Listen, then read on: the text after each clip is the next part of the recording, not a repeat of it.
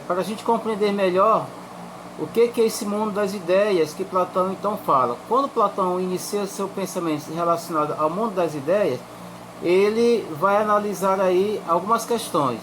O ponto de partida dele seria a essência humana, a política, a moral, a metafísica e o sentimento. Então, esses são aí, podemos dizer que é o cerne do pensamento de Platão. Ou seja, nós estamos resumindo aqui para que haja uma compreensão melhor do assunto dado. E aí nós temos que compreender que na Idade Média as ideias platônicas vai colaborar e muito com a concepção filosófica de Santo Agostinho. Ou seja, Santo Agostinho vai basear todo o seu pensamento na filosofia de Platão. Por quê? Platão, de certa forma, possuía elevada estima por Sócrates, por ser discípulo de Sócrates. Então ele tinha um carinho muito grande pelo pensamento de Sócrates. De certa forma, seguiu muito o pensamento de Sócrates, contribuiu muito à filosofia de Sócrates para o desenvolvimento do pensamento de Platão. De maneira que Platão costumava dizer que Sócrates era um homem sábio, não somente sábio, mas era um homem extremamente justo naquilo que fazia, e justo e organizado com as suas ideias, com o seu pensamento.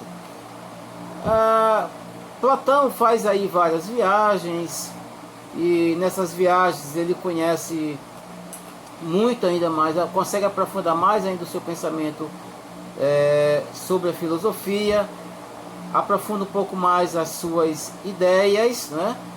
E de certa forma essas viagens elas contribuíram para ampliar seus conhecimentos e de certa forma obter novas experiências filosóficas. Então essas viagens feitas por Platão, ele vai avançar no seu entendimento, vai avançar mais no seu conhecimento. E entre uma experiência e outra, ele faz algumas afirmações. Por exemplo, ele diz que é por intermédio do racionalismo que o homem se livra dos vícios, da violência e das paixões fugazes. Então, Platão é considerado um dos pilares do pensamento ocidental, ou seja, um dos melhores filósofos do pensamento ocidental. Viveu no período, de certa forma, áureo do Estado, da cidade-estado de Atenas. Era o período em que muitas coisas estavam acontecendo, muitas mudanças estavam acontecendo em Atenas, mudança na cultura, na política, uma série de mudanças. E Platão vai nascer justamente nesse tempo desse movimento todo que está acontecendo aí, né? Então, todas as obras de Platão, elas são formadas a partir do diálogo. Então, após a morte de Sócrates, em 387 a.C., Platão retorna a Atenas, onde exerceu a atividade que vai se chamar de atividades reflexivas na escola filosófica, que ficou conhecida como academia. Essa academia é onde passava todos aqueles que queriam estudar filosofia, que queriam conhecer com profundidade tanto o pensamento de Platão como o pensamento de Sócrates. E aí ele vem tratando de um outro assunto aqui, que seria sobre a questão das aparências ao mundo das ideias. Então, a base do pensamento de Platão qual seria? Primeiro, o mundo das ideias.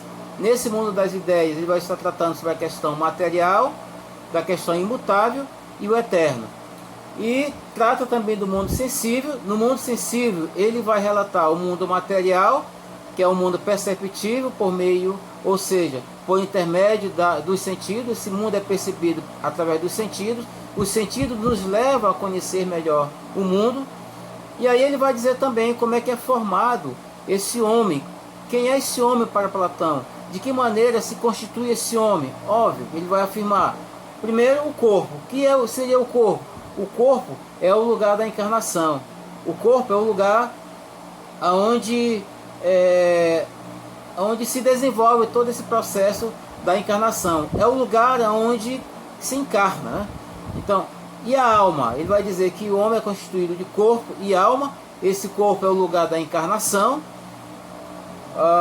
Depois ele fala da alma. A alma ele diz que é eterna, habitável no mundo das ideias. Então sai desse lugar para encarnar no corpo. Então o corpo é o lugar onde a alma encarna, é o corpo que dá lugar para a alma. Mas essa alma, ele vai dizer que essa alma ela habita no mundo das ideias. Ela sai desse lugar para encarnar no corpo. Em relação à política, ele diz que deveria ser baseada nos princípios da verdade e da justiça. Seria isso, né? Então ele fala da natureza humana de forma global, não de uma forma particularizada, mas de uma forma universal. Ele fala também do homem na sociedade, como é que se comporta esse homem na sociedade, ou seja, estudar esse homem na sociedade, qual a participação do homem na sociedade. E fala também de um modelo ideal de sociedade. Esse modelo ideal de sociedade e esse homem na sociedade é bem tratado no seu livro chamado A República, que é uma das suas melhores literaturas. E o método dialético de Platão?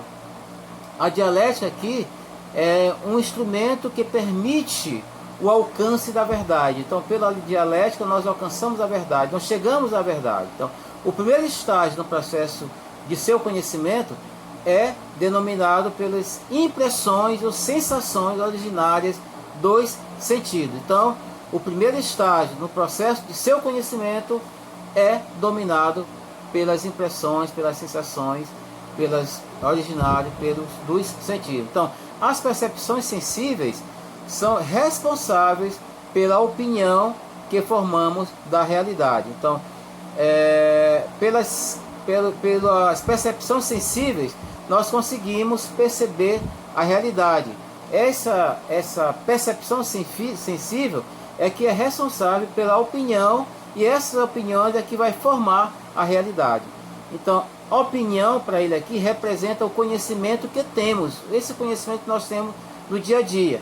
Então, como o conhecimento se torna verdadeiro? Ele vai falar aqui, quando ultrapassar a etapa das impressões sensoriais, ou seja, quando nós saímos do plano da opinião para mergulharmos na esfera racional da sabedoria. Então, quando nós sairmos dessa visão opinativa, é que nós conseguimos nos libertar dessas sensações e encontrar aí então a esfera racional, que seria a sabedoria. E essa sabedoria seria aqui o mundo inteligível. Seria o mundo inteligível. Na dialética, que ele vai falar aqui, que seria a arte de argumentar, na dialética é um pensamento. Você desenvolve um pensamento, você desenvolve um diálogo entre duas ou mais pessoas. Então, para penetrar no mundo inteligível, o homem não pode ter apenas amor às opiniões. Esse amor às opiniões ele vai chamar de filodoxia, que seria necessita possuir um amor ao saber. Então, na questão aqui, para ter essa compreensão do mundo inteligível, o homem ele tem que se libertar dessas opiniões. Ele não pode ficar também aqui só no amor às opiniões. Ele tem que sair dessa paixão, desse amor pelas opiniões e transpor aí para o amor ao saber. E esse amor ao saber é justamente a filosofia. Então ele diz, não podemos ficar nessas opiniões que são a filodoxia. Necessitamos possuir um amor pelo saber, que é o mais importante. E esse amor pelo saber é justamente a filosofia. Então qual é o método? O método aqui para atingir o conhecimento autêntico. Ele vai chamar que esse método, dizer que esse método para atingir o conhecimento autêntico é chamado de episteme. O que seria isso? É a dialética, a mesma coisa da dialética. Consiste na contraposição de uma opinião com a crítica que dela podemos fazer. Ou seja, na afirmação de uma tese qualquer, seguida de uma discussão e negação dessa tese, com o objetivo de purificá-la dos erros e equívocos. Então esse é o entendimento de Platão, um pequeno resumo para que a gente possa compreender essa complexidade que nós temos desenvolvido sobre o pensamento desse nosso filósofo.